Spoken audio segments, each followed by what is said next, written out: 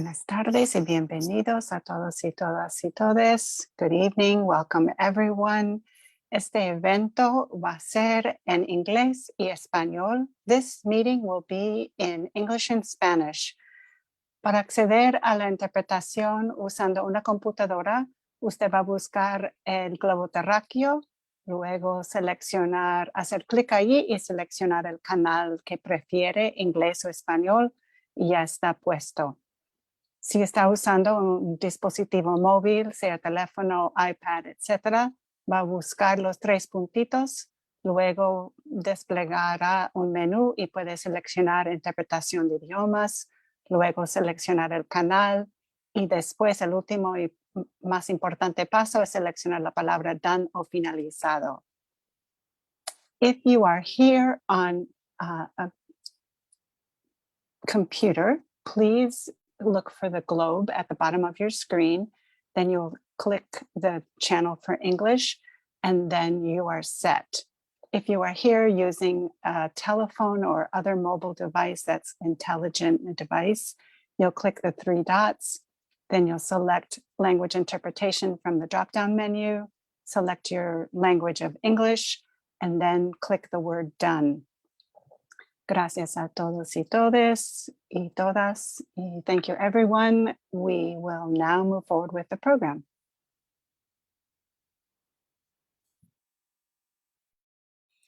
All right. Hello, everyone, and welcome.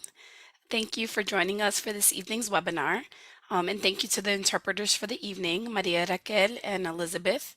My name is Yesenia Regalado, and I'm a network builder here at Impact Silver Spring. We're honored and delighted to have with us activist, author, and law professor Dean Spade, who will be talking to us about the importance of mutual aid and social justice movements. Before formally introducing Dean, I want to say a little bit about our organization.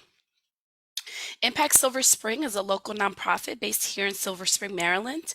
Our mission is to advance racial equity, justice, and liberation by working in change in individuals, communities, organizations, and systems here in Montgomery County and beyond.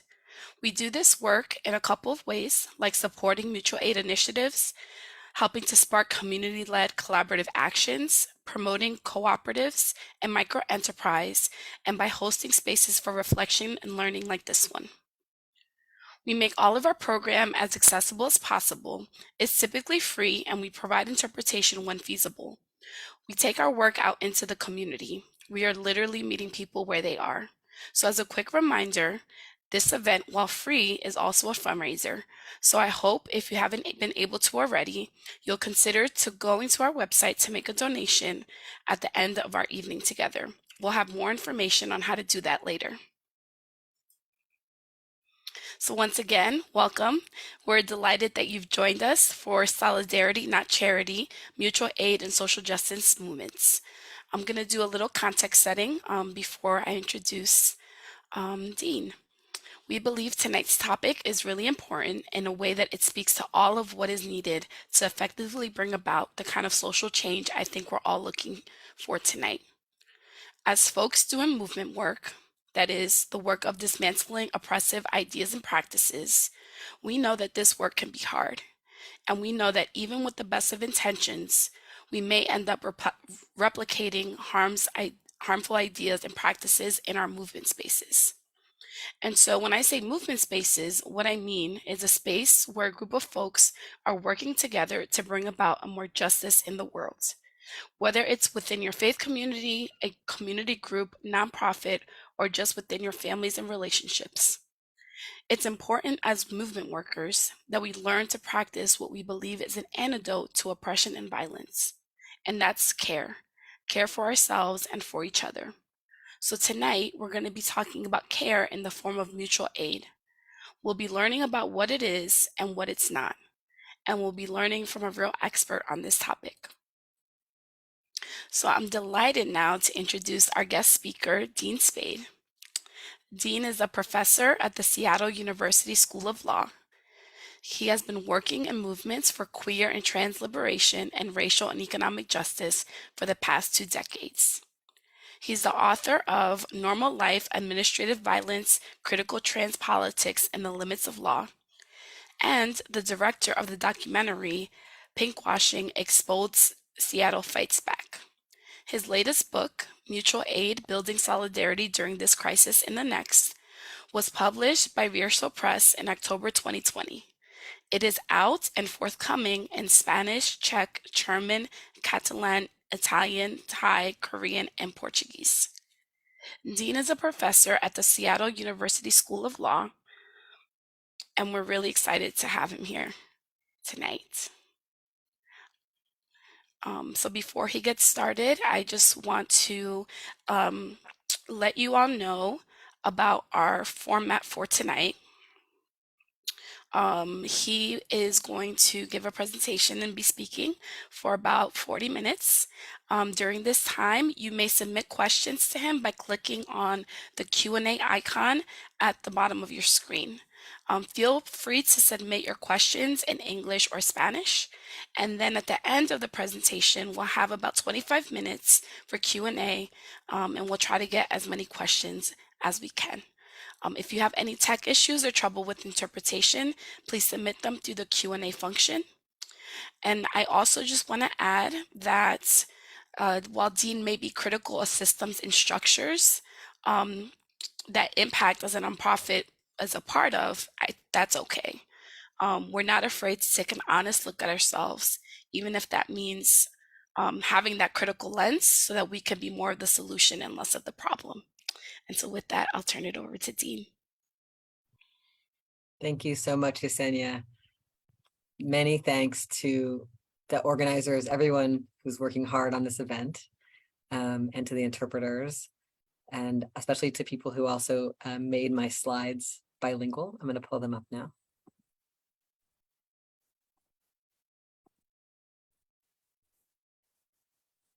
This first slide that I'm showing, I just want to say it's a work of art by the artist Roger Pete. And it says, "We are all we really have," and the word solidarity across the middle. I just love this image, this idea that's become a slogan in a lot of our movements. We're all we have, we're all we need, is such a powerful idea right now, facing the kinds of crisis we have in our communities, ecological crisis, housing crisis, the crisis of the pandemic, crisis of living in the most imprisoning country in the history of the world, so many layers of crisis. This really intense realization that no one's coming to save us. The systems that are built to enrich a small number of people on the planet aren't going to save us from themselves. It's really on us to work together to dismantle those systems and care for each other so that we can reduce suffering and try to survive. And that's scary, but also the idea that we're all we need, for me, is very beautiful. The idea that more people are getting harmed by all this by a lot than benefiting. And if we can coordinate resistance together, we can make a real strong pushback, is a really important idea in times like these. All right. So I want to show just a few images of some of the kinds of mutual aid work that inspire me to start out. And then I'll talk more about the principles that they demonstrate. So this is a picture of a person holding down a table for Street Watch LA, which is a group that does a lot of direct support to people living in homeless encampments in Los Angeles in various neighborhoods. One thing they provide is a chance to charge your phone, which for a lot of unhoused people is a really vital piece of infrastructure for getting basic things done, but can be really hard to have a place to charge it. So this is a person doing that. Street Watch LA also provides tents, water, food, sleeping bags.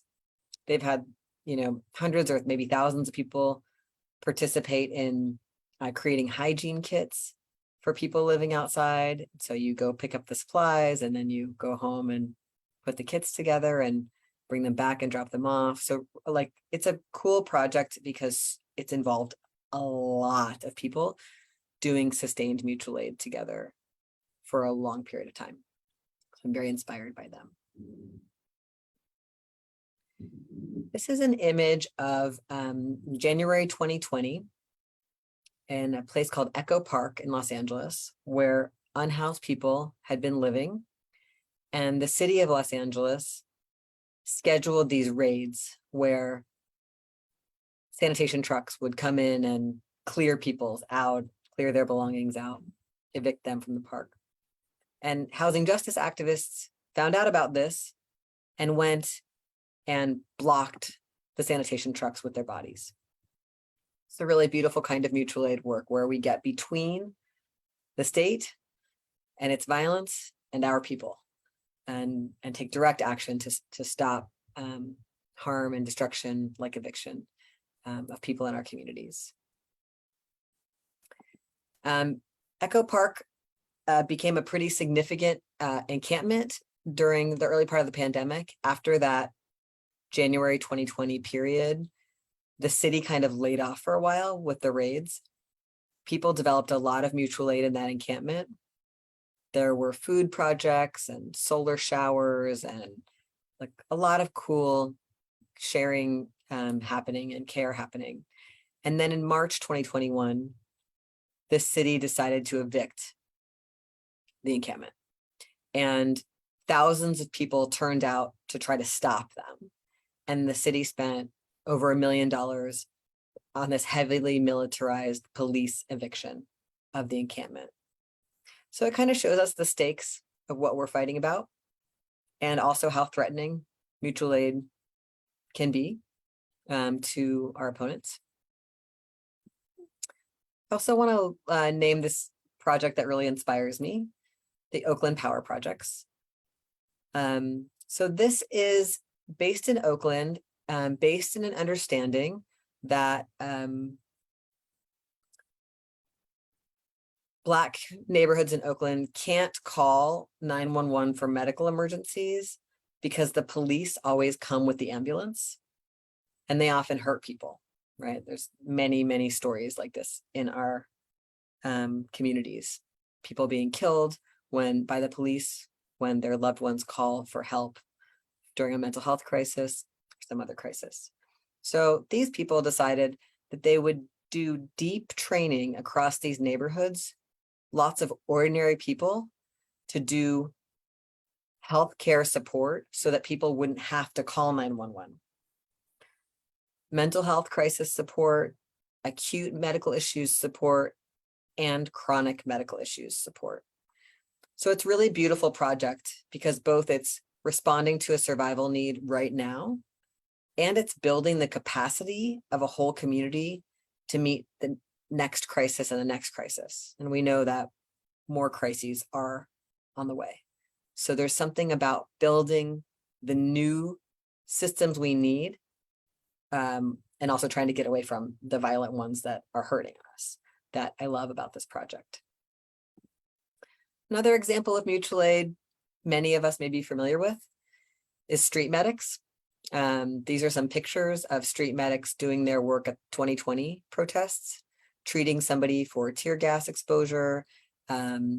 Street medics often hand out masks and water, often do immediate support for someone who's been hurt by a counter protester or the police. It's a really long-standing strategy in social movements that makes it more possible for people to turn out in the streets and protest. And it's a very beautiful kind of mutual aid project that's very widespread. So those are just some examples. I started having this desire to work to kind of do more to popularize the idea of mutual aid in 2016, right after Donald Trump was elected. It seemed to me like there were a lot of people who were newly mobilizable, who were angry and scared about what was going on and what was likely to get worse. And and who hadn't already been in movements. So this is a very important moment for our movements because we need to be huge if we're going to beat the kinds of forces that are against us. So big opportunity to mobilize a lot more people into our movements. But the problem is there's these myths about how social change happens. And those myths can really misdirect people about what to do with their beautiful feelings of anger and righteousness that give them a desire to make change. I'm just going to check the chat because I can't see it at the same time. I want to make sure there's no messages in there for me. I don't think so. Great. Okay. I assume someone will just speak up if I need to be doing something different. So what I saw a lot in that moment was people really being misdirected. Like people are like ready to go. And instead there was a lot of like, you should just give money to the ACLU or Planned Parenthood. We should all vote, you know, in 4 years or whatever, and maybe go to like a march, like go to the Women's March. There was a way in which the fact that social change is narrated in the US cuts out the work of ordinary people. It makes it look like social change happens when elected officials do things or when legislatures or courts do things, and that most people just should like stay home, donate, vote. And actually, social movements are made of lots and lots of ordinary people doing mutual aid, supporting each other to survive and getting mobilized for bolder and bolder action through that. And so I felt just stressed out that there was all this new energy that could be brought into our movements, and instead people were basically being encouraged to like click on stuff online and just kind of do sanctioned methods of dissent that aren't very dangerous for our opponents and their systems. And so I wanted to make some tools. I made a toolkit and a little animated video about mutual aid and wrote some stuff, just hoping for this. And eventually that led to me writing this book about mutual aid. Part of this is this false separation that happens in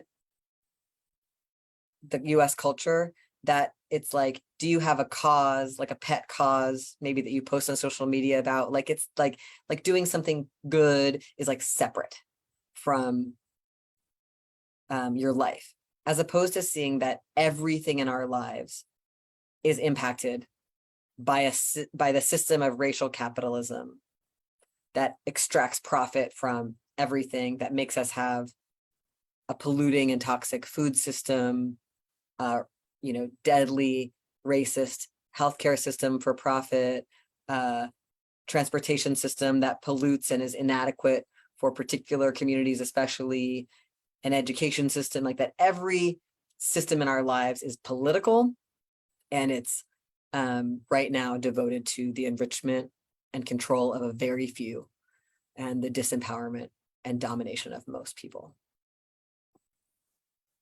So one more thing about that. I think that the Montgomery bus boycott is a useful example.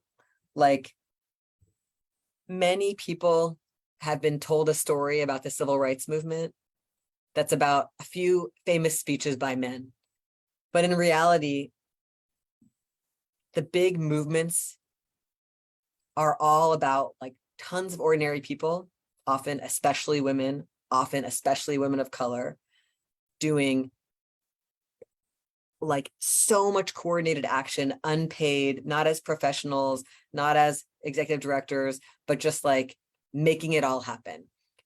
And the Montgomery bus boycott is a good example of that, where we see these famous speeches by men or these law changes, but what actually happened was like tons and tons of Black women coordinating rides, raising money through cooking meals to create transportation options besides the bus, like just so much basic care work.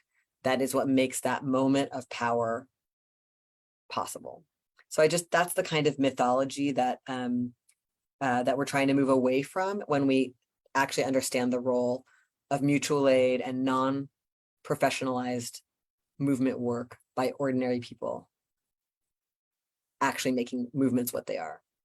So in the wake of the really radical period of the 1960s and 70s, we see a really big change in the US towards nonprofitization, the growth of a nonprofit sector. Dylan Rodriguez describes this, I think, accurately as sort of the carrot and the stick. On the one hand, the federal government and the police criminalized the radical actions of groups like the Black Panther Party, the Black Liberation Army, the American Indian Movement, the Young Lords, like this really bold work against white supremacy and US military imperialism. They assassinated and imprisoned the leaders of those groups. They tried to beat down that work. That's the stick. And with the other hand, the government creates a new way of encouraging people and even saying you could get paid to do work if it's not very threatening to the system.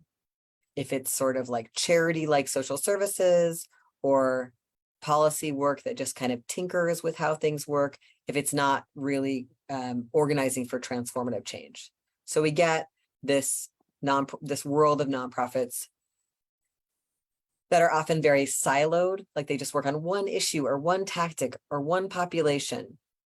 They tend to not have a broader, deeper commitment. It's like, we're doing work on homelessness in our town and we don't have anything to say about US military imperialism, or we don't, take a stand about abortion, right?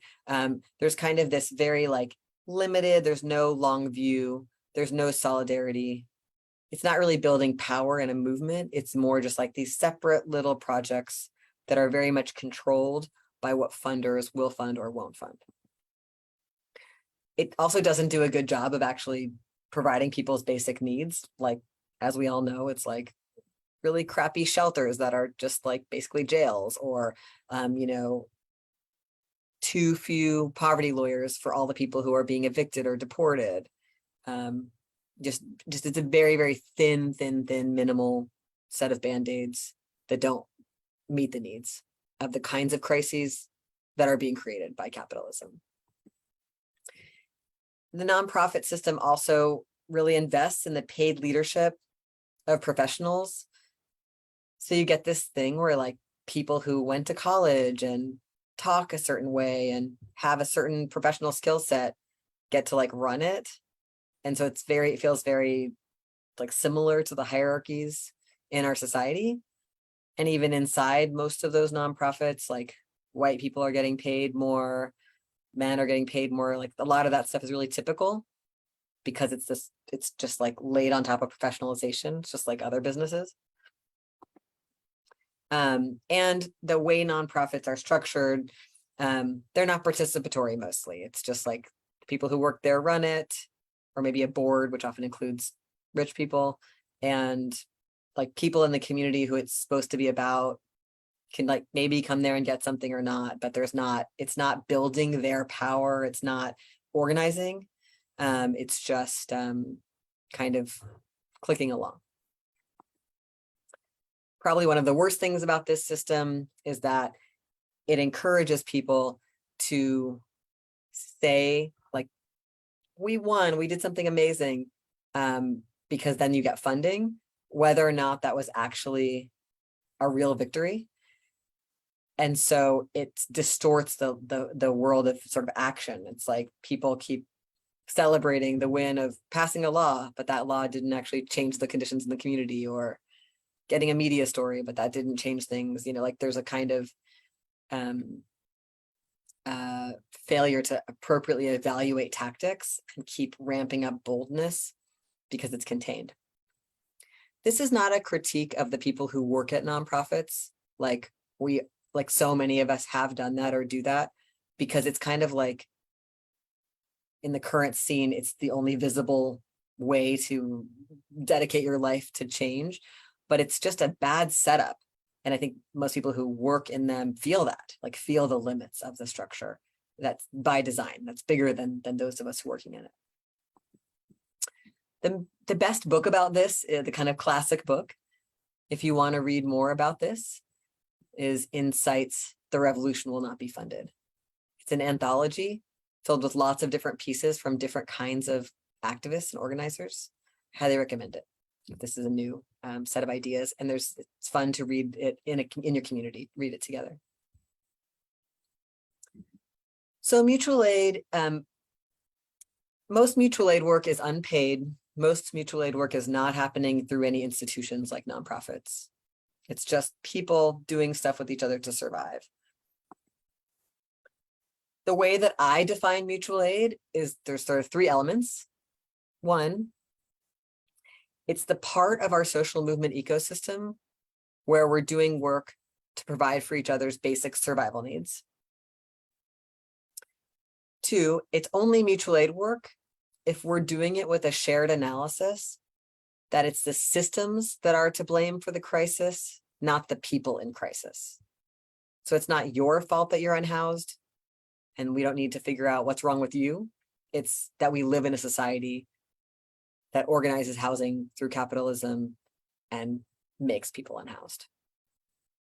And third, it's only mutual aid if it includes an invitation to collective action, which means, hey, yeah, you want support and help with your eviction, to fight your eviction, we'll do it, of course. And also, we think it's messed up that this is happening to you, and we think it's messed up that it's happening to anyone.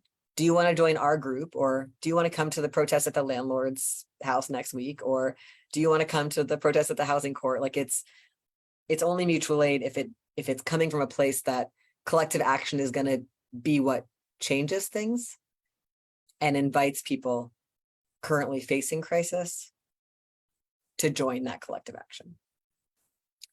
Other people use this term other ways. That's why I'm just clarifying what I think makes something mutual aid.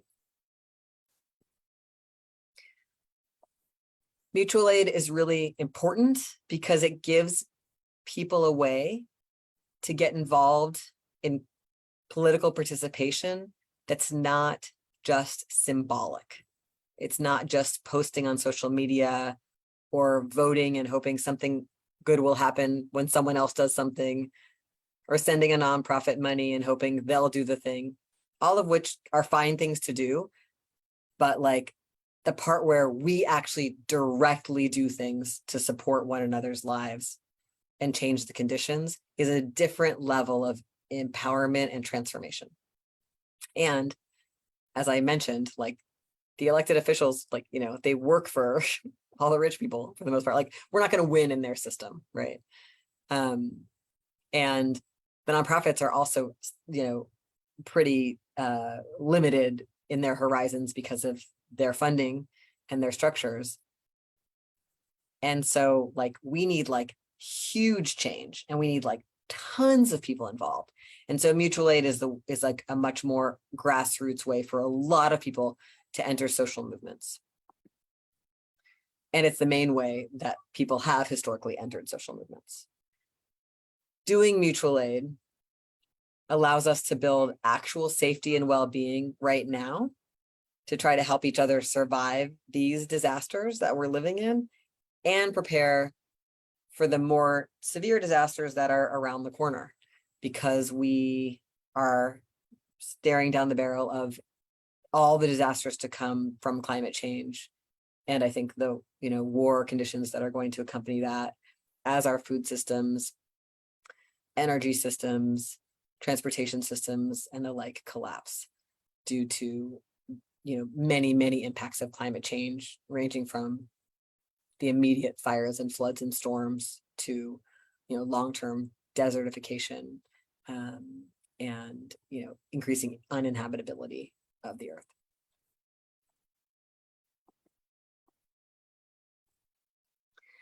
A really important distinction to make is that mutual aid is not charity. Charity is about celebrating rich people's generosity.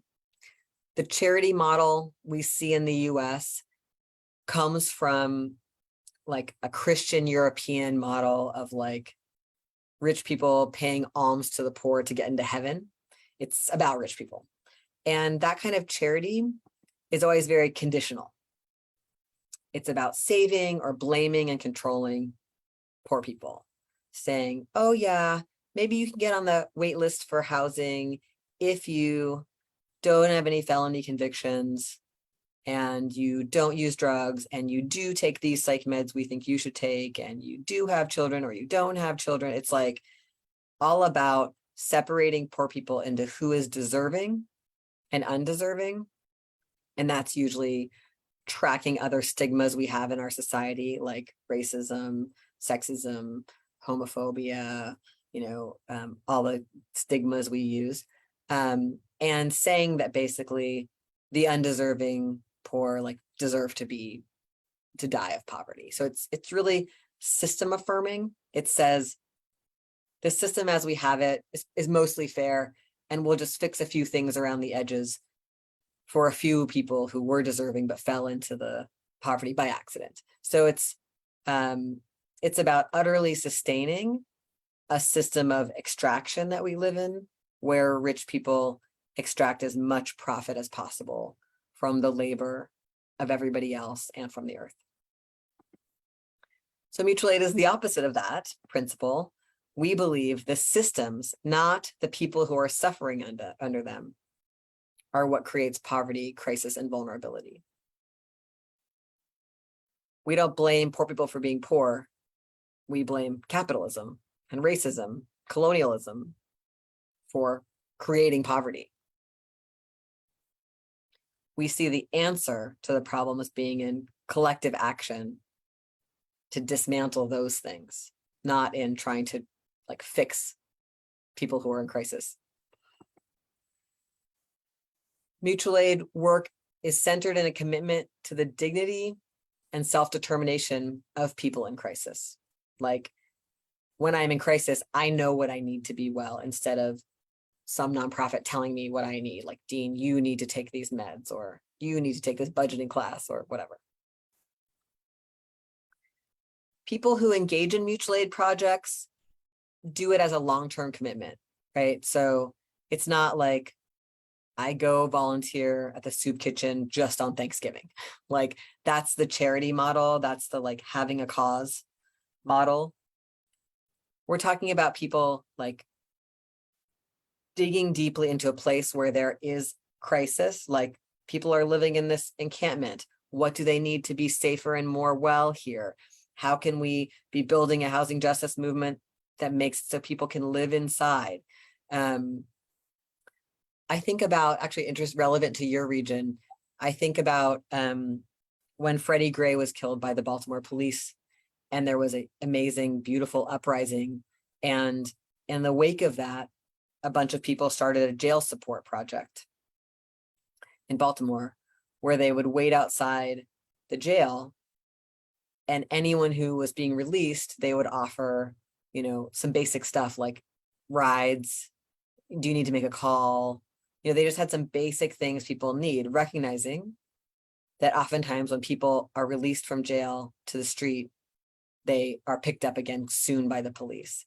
That's a mutual aid project with a long-term commitment. We're going to try this, and then we're going to realize, oh, we need to be here on a different day.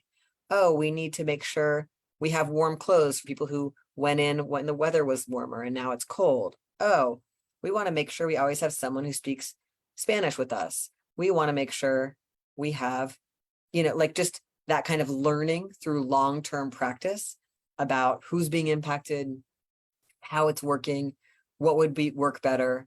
It's not like you just come for one day. It's like a long-term commitment to work together.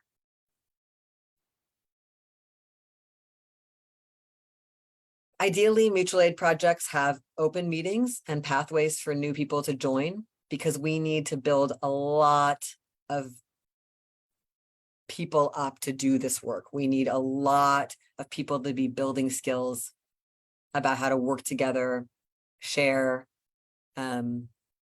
collaborate, coordinate. We need to build big movements.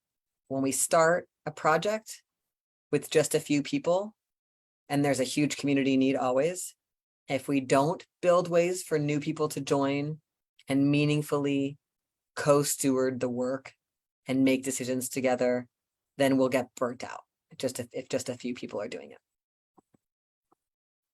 Mutual aid organically includes political education. When you start doing the work, you inevitably learn more than you knew before about how these systems are hurting people.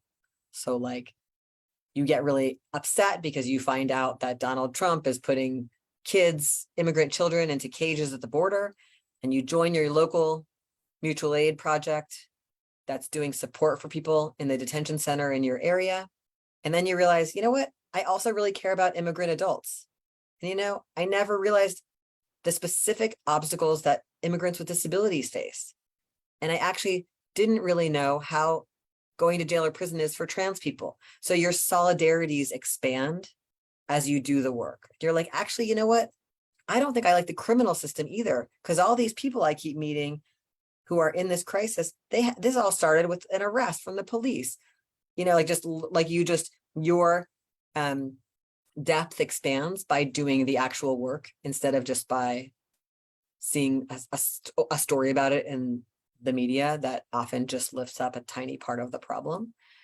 A lot of mutual aid groups also do political education sessions together. Like, we think we should all learn more about disability justice or language justice, or together we're going to study the history of this part of our town and how people did resistance there. Like, people will decide together to try to build more shared knowledge and wisdom to fuel the work. Doing this work requires us to get some really different skills than we tend to get in our culture, especially to increase our ability to give and receive honest feedback directly to each other. We live in a society that's centered in policing and imprisonment, where we're very afraid of getting in trouble. We're often very defensive if someone gives us feedback. A lot of people have only gotten feedback in a hierarchy, like from a boss or a parent or a teacher. And so we don't have a lot of practice giving and receiving feedback in a more horizontal relationship. We're afraid to give feedback because we're afraid the person will be defensive, because it's reasonable in this society. But we can't actually work together well if we can't do this.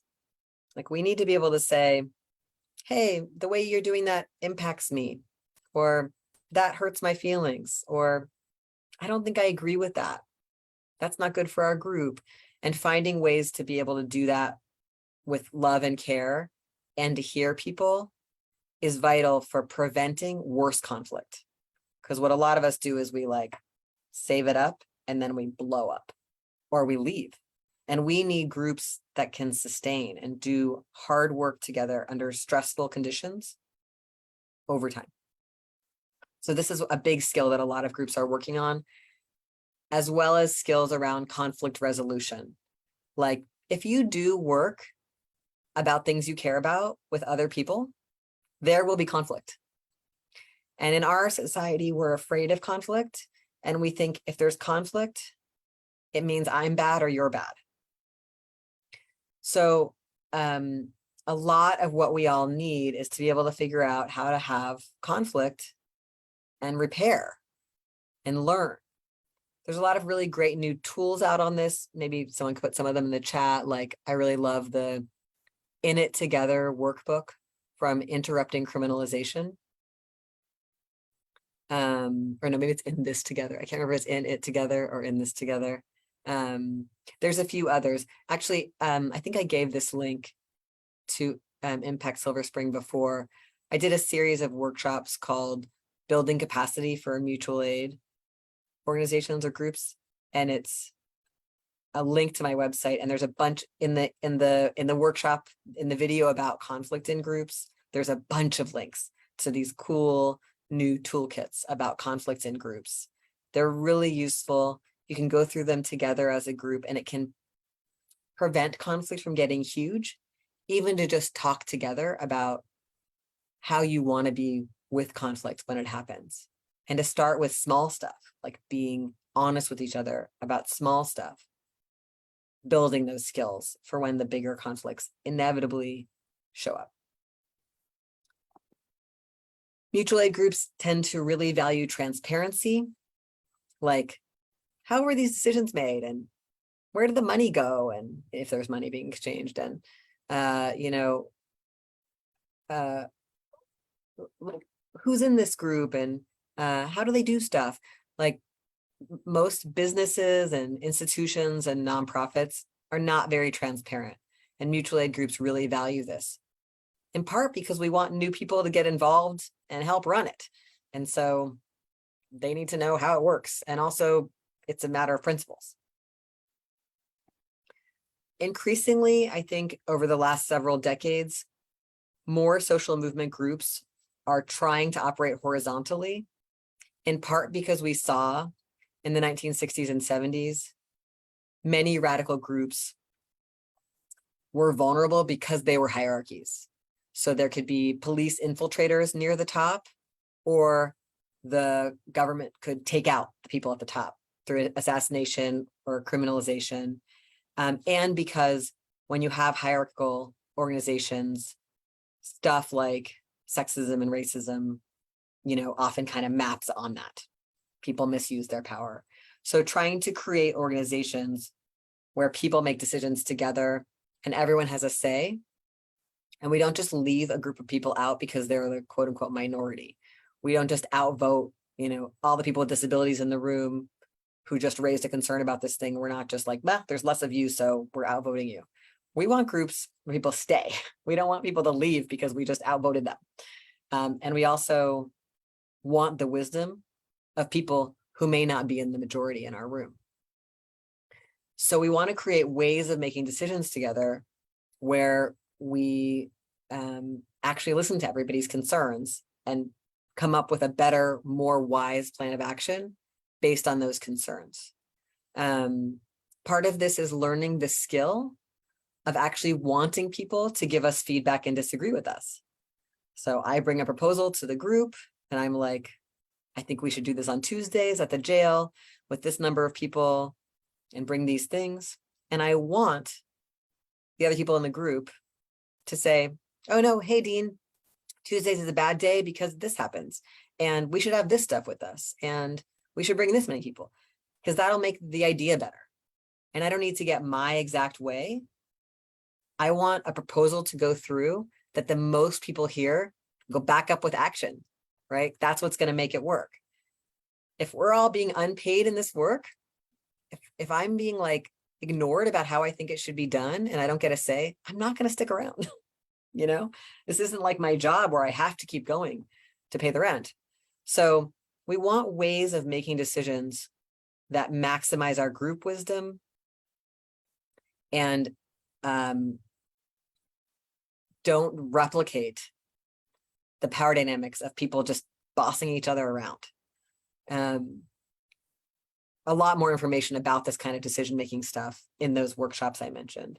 And happy to go into more of that in the Q&A as well, if people want to think about that together.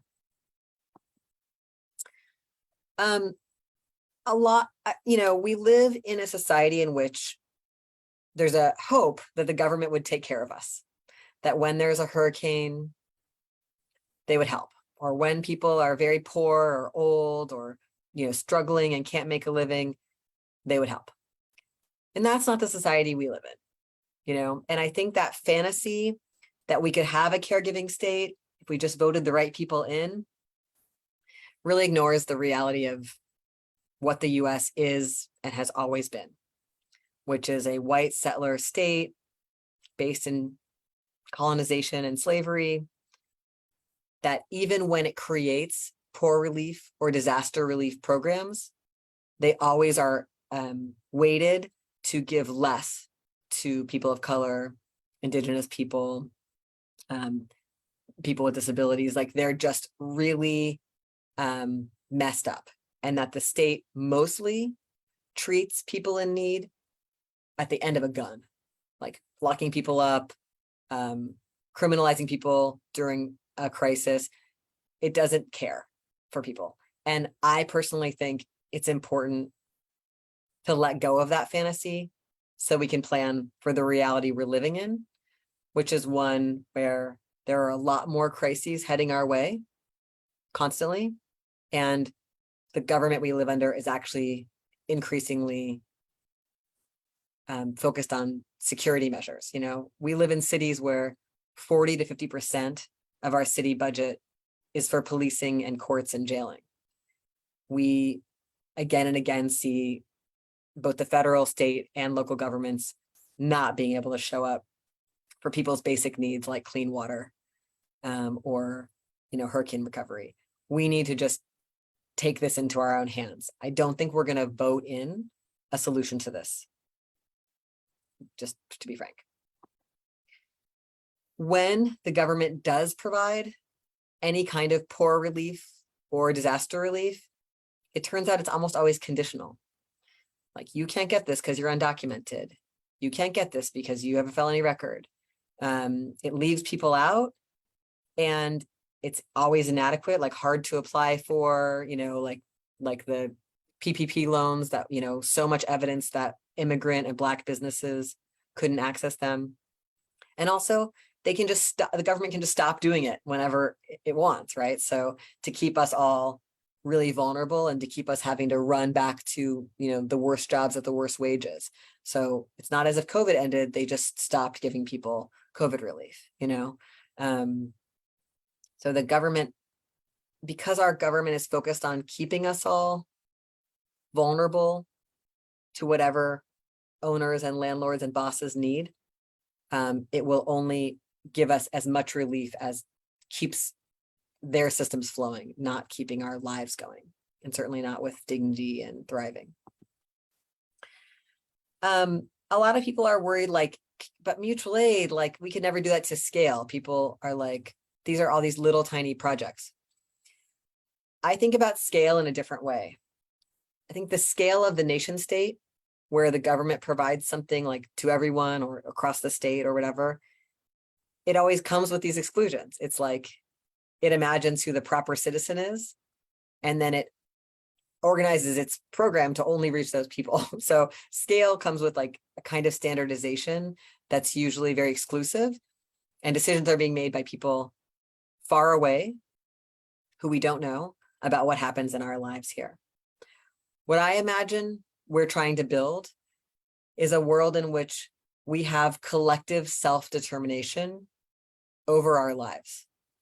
So instead of how I get my energy, my food, you know, what the school is like, what the healthcare is like, being decided by corporate bosses and elected officials who they own and other people far away, instead we would decide, the scale of decision-making would be much more local.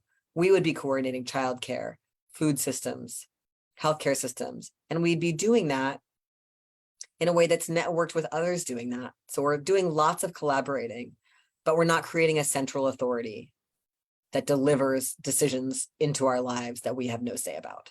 It's a very different way of thinking about scale. That's a bottom-up kind of scale building instead of top-down. And because the top-down systems are both brutally murderous and collapsing, I don't think we have much choice but to build really smart, good bottom-up survival systems. This doesn't mean we don't acknowledge concessions. Like, there are moments when our uprisings cause governments to give us something like COVID relief checks. And it's a sign that we are disruptive and scary to them. But it's not the end of the road. And it doesn't mean they're going to give us everything we need.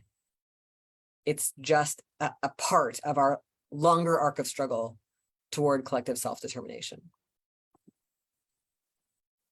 As I've made clear, I think, throughout, I think it's a matter of life and death already, whether or not we figure out how to help each other get by under these worsening conditions. We need to, like, support people who are in prison right now and who are in immigration proceedings right now and who are struggling in welfare offices and housing court and foster care right now. And we also need to learn how to make our mutual aid even bolder, so that we are doing more like blocking the cops from arresting people and breaking people out of prison and taking over the factories and making their extraction processes impossible.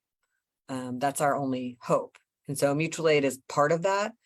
It's part of the system in which we do lots of interventions, like we burn down the police station, we lay in front of the train tracks and don't let the coal trains pass, we sabotage the energy extraction processes, we do deep and widespread political education. You know, there's many parts to the movement ecosystem.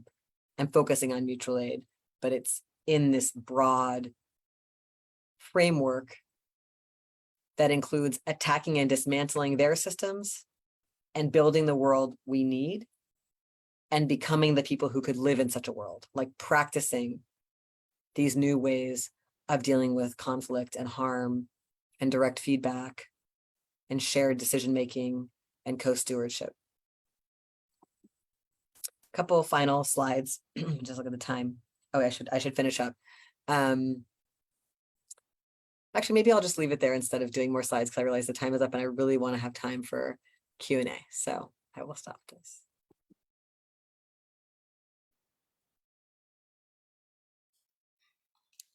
All right, thank you so much, Dean.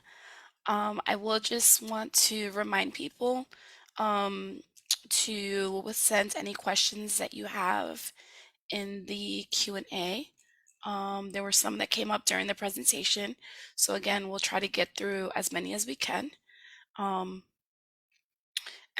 I think I want to start with one that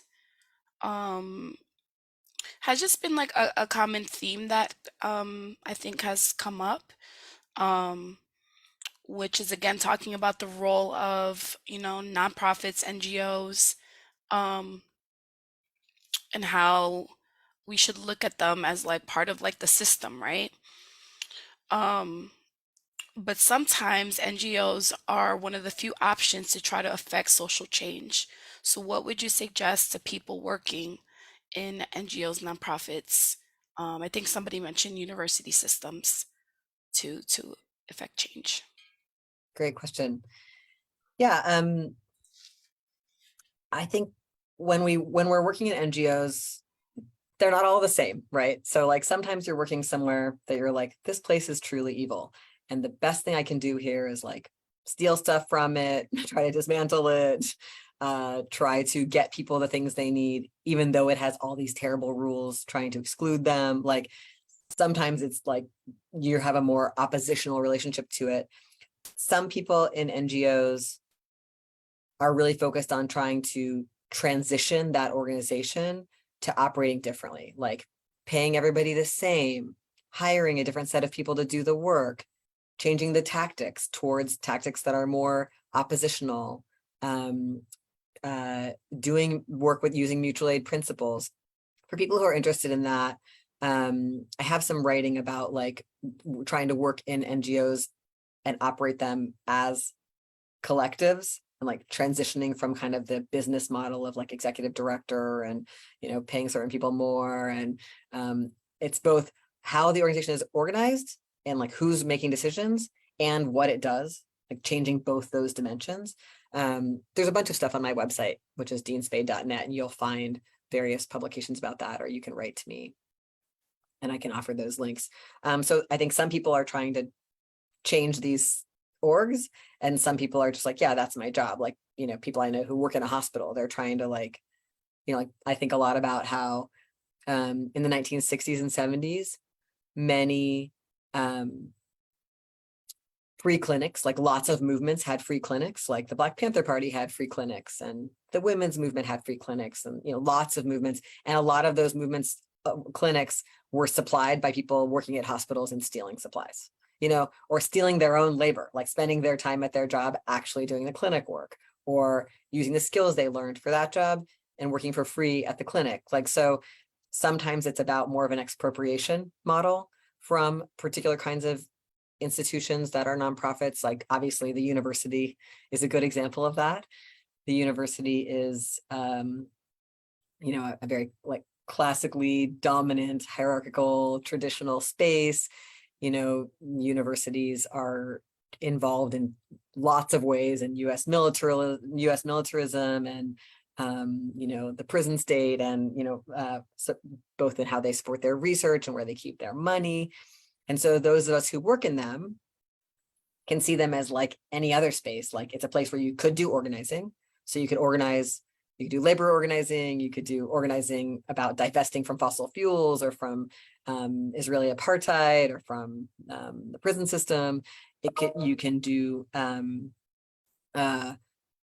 work to support people in that space because you happen to be in that space together. So maybe that's like creating groups for survivors of violence, or creating a Cops Off Campus campaign where we solve the problems in our community not using the police. Like there's so many opportunities to organize wherever you are. But it can often be really helpful just to remember like where you are, which is like in a colonial institution, if it's a US university, and to try to push it in all the different ways you can push it. So I think there's something really different from like Seattle University is very different from like Impact Silver Spring. Like these are not the same kinds of nonprofit. So there's kind of an assessment happening about what the political opportunities and necessities are of each of the places that we are. Thank you. Another question is, what tips do you have for organizing mutual aid work and preventing it from becoming overstructured or reverting back to the systems we want to steer away from? Yeah, those workshops that I mentioned are a useful place for that. A lot of those workshops are about problem solving. Some of the obstacles that come up in mutual aid groups that can be like the existing systems rearing their heads in our work. Like, I mean, one example is that sometimes there's conflict in our groups where people are in a fight about like, I do more work than you, and you're lazy and bad, and there's someone else is like, you're trying to control everything by your overworking and bossing us all around. Like we see the kind of classic tendencies that we've all learned in capitalism and white supremacy and patriarchy. And so learning how not to like reify those, and then also how to not make structures inside your organization that copy the bad structures of our society. Like many organizations create a grievance policy that like is modeled after our criminal punishment system, with 2 adversarial parties and confidentiality, and each one gets an advocate, and then there's like a judge type person. That does not work. I've been in a lot of orgs that have tried to use those. It makes people feel really emotionally activated, prosecuted, or like the harm they experienced is being minimized. Like it doesn't work well. There's so many better ways to create a method of dealing with conflict, both preventing conflict, giving people skills around how to communicate about differences, having people, you know, practice those skills together instead of waiting for something terrible to happen. You know, that could be doing deep shared education about sexual consent. It could be about communication. It could be about how do we talk about our work together and our capacity and feelings of overwork. So kind of doing the work to try to change the culture of groups to prevent the worst kinds of conflict, and then also doing work to create methods of approaching conflict that aren't based in an adversarial system in which somebody's right and somebody's wrong, or in which somebody charges need to be proven or else it didn't happen. Like these are terrible ideas, but so many well-meaning groups, it's like, we all grew up in that.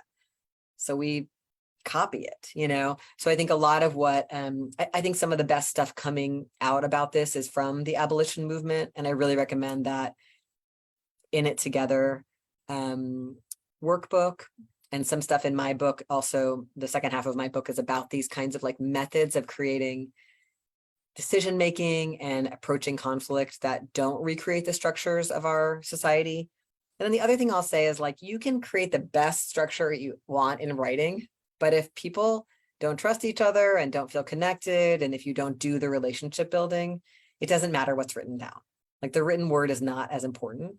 Like the process of creating that together and reading those workbooks together and thinking about what that would be like for us, like that's what matters. That changes the culture and the practice. It's much more important than whatever's written down. And that's really hard to remember, like getting away from that obsession with structure in writing. Thank you. So I will say that, like I said, I think there's some themes in the question and answers that I might try to consolidate so that we can kind of cover a range. But there is one technical question, I think, on mutual aid before I kind of get to some themes. Um, so somebody asked, how do you legally raise money as a mutual aid without a nonprofit status for ongoing initiatives? Maryland has solicitation laws. Yeah, maybe somebody would find and put in the chat. If you go to bigdoorbrigade.com or .org, we have on there a webinar. If you scroll down on the main page, you'll find a webinar about raising money and handling money for mutual aid groups. There's a lot of different approaches. One dilemma is that many mutual aid groups, this happened really intensely in 2020, if you're raising money and using like PayPal and Venmo, a lot of people ended up with a tax bill they weren't expecting. It went through just one person's account, and then that person got a tax bill, and that is super stressful. So one of the things we talk about is if you end up deciding to raise money, there's a lot of options. You can try to raise money through cash and checks, which is not traceable for taxation purposes. It's really useful. You can get a fiscal sponsor, so have the money go through somebody who's got a 501c3 status, or you can create a 501c3 status. There's costs and benefits to each of these things. I think that for many, many groups, handling money in this way becomes a source of extreme conflict. So I would recommend that groups think very carefully before pulling in a lot of money. Like it creates conflicts in a number of ways. One is, if we decide we're going to pay people to do this work, well, why do some people get paid and not others? If a few people are getting paid to do the work, then a lot of times other people become disempowered and are just like, well, they're handling it. Or the few people getting paid start making all the decisions. And it's very hard to have the group actually be participatory for organizing a lot of people. I think there's, some groups become like, we're going to stipend everyone who does the work. If we have to get paid to do social justice work, that work will be very small, because there's not enough money in our communities to pay us all to do this work. Social movements have mostly never been paid work. It's like peasants rising up against rich people. If we all want to get paid for it, usually we're getting paid by our opposition then. That gets into grants from the government or from philanthropists. And they're not going to pay us to destroy the systems that make them dominate us. So most of us have to do this work unpaid. And even in terms of like the vibes, I think there's a really different feeling when we are like, oh, wow, our comrade Dean has a really bad medical bill or needs help with rent, and we pass the hat in our meeting, versus whether we create an institution and then stipend Dean. Like that has a really different feeling in terms of it becoming institutional, people seeing the group as like the source of this kind of support, which then the group is like, oh no, we ran out of money, because we're never going to have enough money to give everybody this kind of support, right? And I think it can really produce like really just bad dynamics of disempowerment for most people in the group, and like a lot of criticism of the group, because it's inevitably going to disappoint people if it's trying to solve the problem just by giving money away. A lot of groups during COVID raised money. We're raising money to support people who are missing work in this industry or that industry or in our town or certain identities. And the dilemma is that eventually you don't have enough money to give everybody all of their needs, because we just can't raise enough money because our opposition has all the money. They've created a beautiful system to concentrate all the wealth in the hands of like 5.5 people in the world. The rest of us are like scraping by and trying to pay for healthcare and housing in their terrible system. So the final answer cannot be giving away money. Like that's why collective action is the answer. And mutual aid is a part of social movements that are trying to solve things through collective action. And we give as much care as we can. And I think non-monetary care is just as or more important, like accompanying people through difficult things, going to the hospital, people, helping people with their care for their elders and their children, supporting people with disabilities, like that stuff, which we have a lot more capacity for than we have money, is so important and builds community and saves our lives during the next crisis. So I just ask people to be really cautious. Like, why are we raising money? What is it for? What are we going to do when it's not enough? How are we going to decide who deserves it without becoming a charity that's like, well, you're the good poor people and not the bad poor people? Like, how are we going to be careful of that? It's just a can of worms. And a lot of groups end up in a big fight over that money. And some groups end up lost for years in lawsuits together about that money. So I just think like money, very emotionally activating for most of us because we live in capitalism that creates this false scarcity. Sometimes it is pragmatic to raise money for certain projects. I just think it comes with a lot of hooks, and we should plan appropriately and think that through together and be like, what are we going to do with those tendencies? And how are we going to sustain? And I find that groups that can sustain well and stay radical tend to be groups that didn't institutionalize in terms of fundraising. When groups institutionalize in terms of fundraising, they tend to get smaller number of decision makers, and they do a more narrow thing, and they become more dominated by their funders' priorities. Thank you. I think this one's more me posing a question based on what I'm seeing from the audience. So it's like a combination of questions. And I think just impact like the Silver Spring in Maryland, like we're outside of Washington, D.C. Right? I think we have a lot of people who are connected to institutions and government just by like our proximity, right, of like being in the DMV area. So I think there's like a lot of tension between like understanding like this is really radical imagination as we talk about in Impact Silver Spring to have this structural alternative, but then what people can still do right within those systems. And so I think somebody said here, like, is there room for the both and in terms of like, do we acknowledge and engage some of the systems that you named as being problematic, like voting and engagement with elected officials, or is that not where the energy should be? Or what's your opinion about that? Yeah, absolutely. We have to engage with systems that exist because they're killing us. It's a question of how and like what our expectations and strategy is based on that. So like, I feel very certain we're not going to create a US government that is not based in white supremacy and capitalism. So that changes my thinking, but I also am like, and I also don't think we're going to create a Seattle government like that. But I want us to get money out of the Seattle city budget that's going towards cops and courts really badly. And I think it could change people's lives on the day-to-day if there were less cops, and if we closed the Seattle Municipal Court, which processes people for being poor, and if we closed the Seattle jail, the King County Jail. So we're doing concentrated work at key places that matter in those systems, but it's dismantling work. It's not work that legitimizes and builds those systems and puts like a legitimate face on them. I really recommend the work of Critical Resistance. It's an abolitionist organization, but they have these really great charts online. Maybe someone could pull them up about how you tell if something is abolitionist or reformist. And the questions in Critical Resistance charts are useful more broadly, I think, like just to see how the analysis is done. Like, how do we assess if this is moving us towards our goals, or if it kind of looks good, but actually it's moving us away from them by creating like a more legitimate police or a more legitimate prison, you know? I think that kind of thinking has heavily influenced me.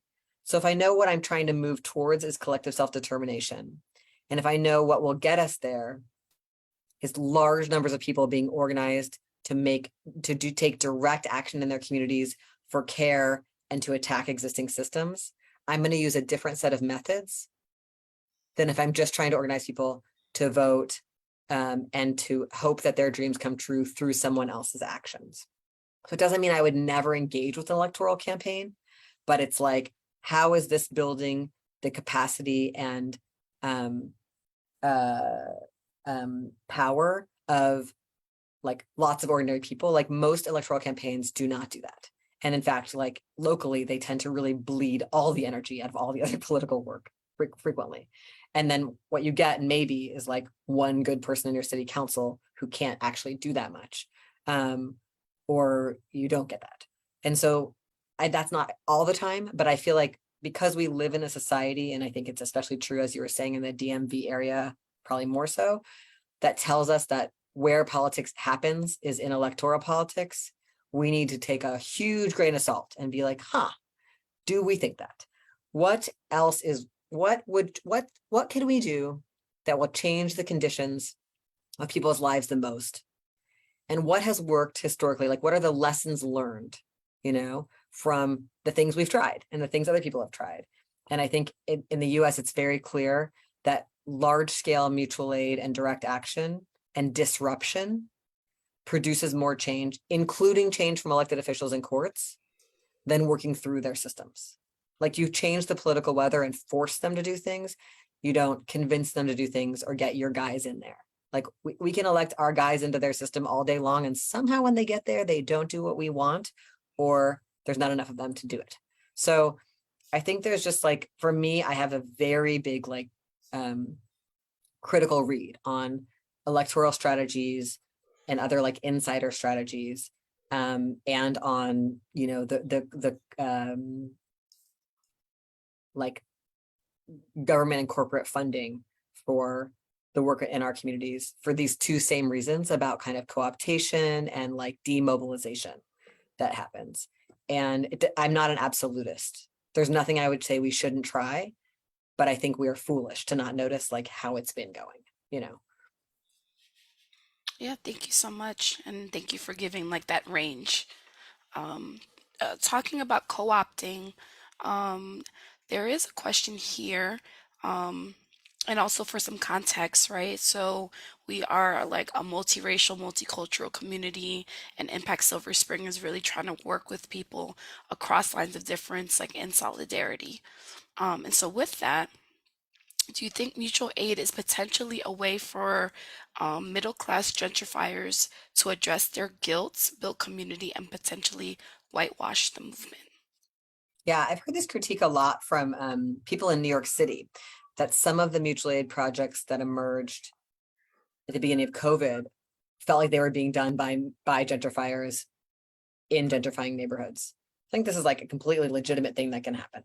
I think the bulk of mutual aid work that is being done and has ever been done is done by people who are living in the most dire straits, whose work is not lifted up and celebrated in, elite media, the way that COVID mutual aid stuff done by gentrifiers was more like made visible. And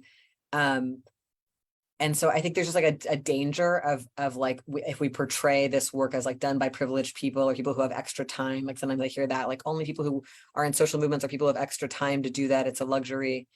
It's just not true. Like, social movements and mutual aid work have always been done primarily by people who were in the greatest crisis, had the most to gain from destroying the existing systems and the least to lose.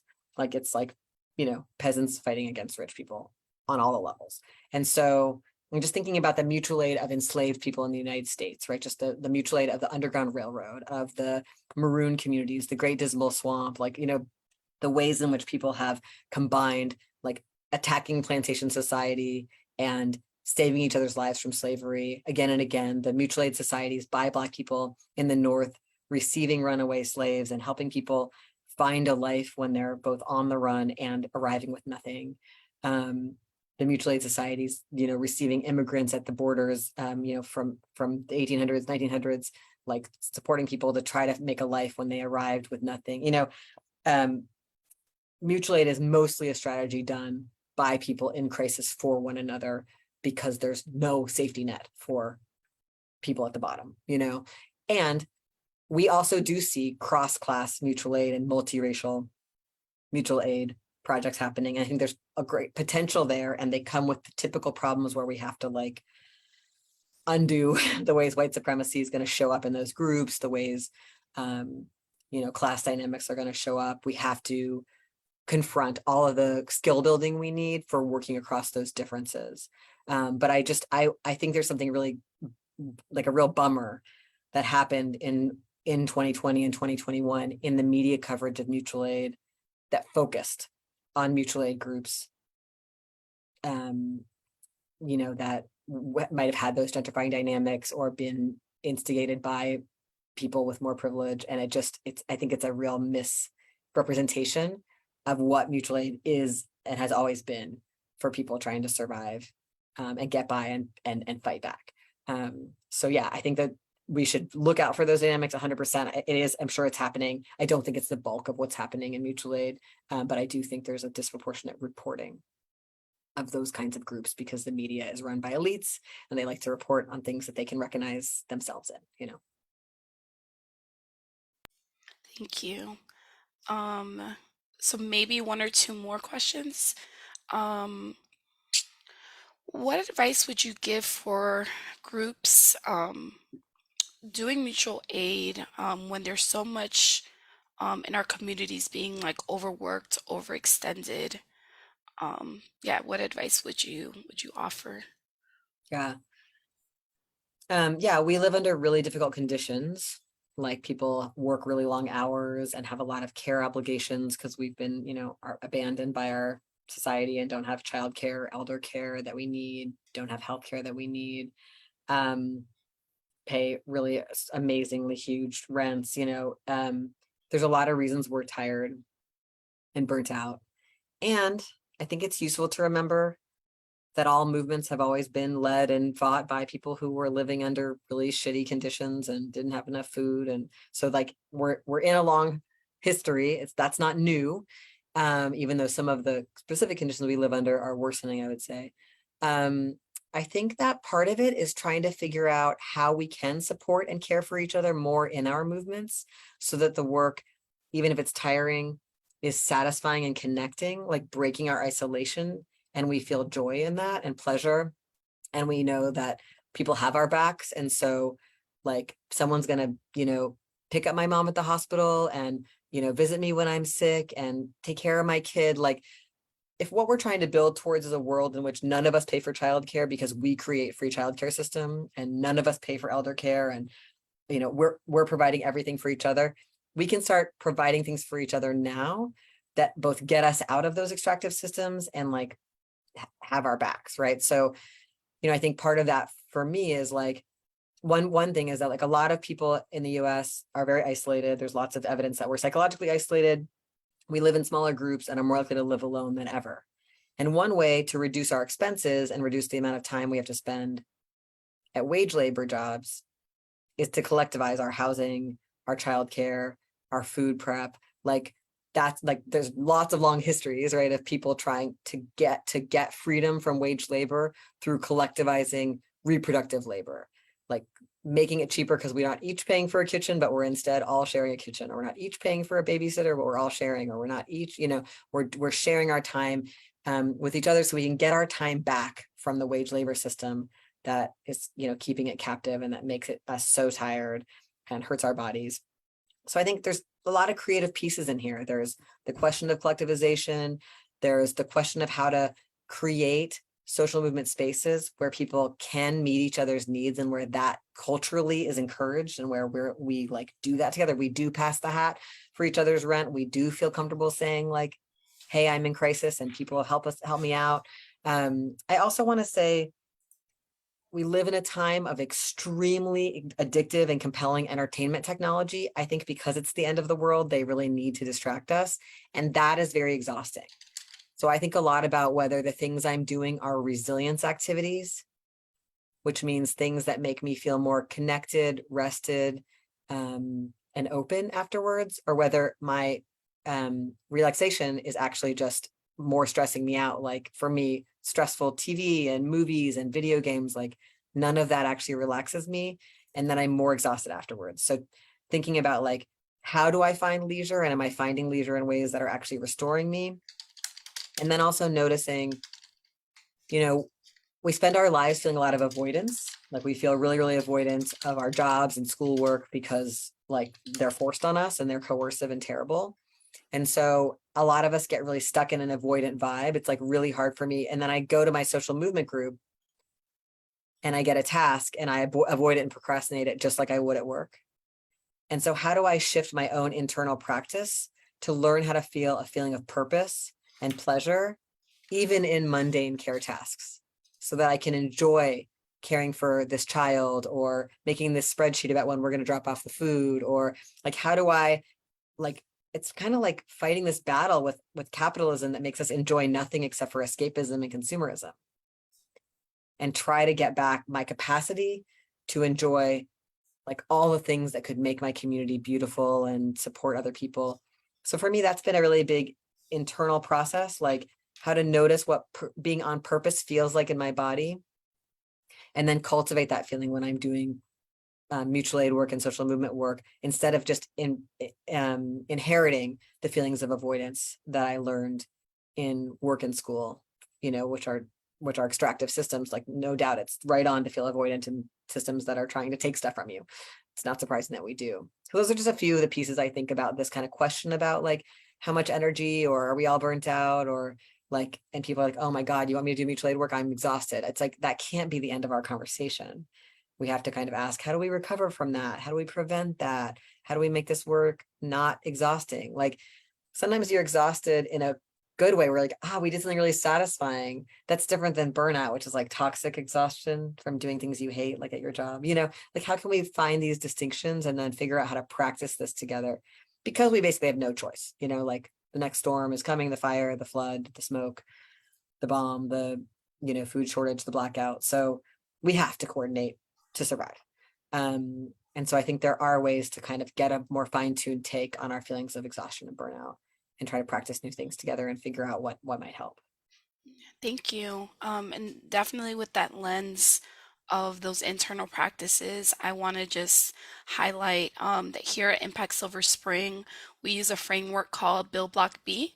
And so for our audience, if you're not familiar, um, you can go ahead. We have some online learning about it. The reason I'm mentioning that is because, you know, I think as an organization, we're kind of seeing there's ways to hold all the pieces of it, right? There's ways to hold what's our internal work, right?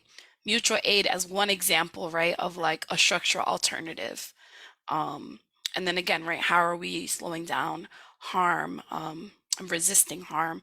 And so we just really appreciate you, Dean, for coming out and kind of giving us your expertise as we're like grappling, right, with this framework and the different ways in which, you know, we're mobilizing community members here in Silver Spring.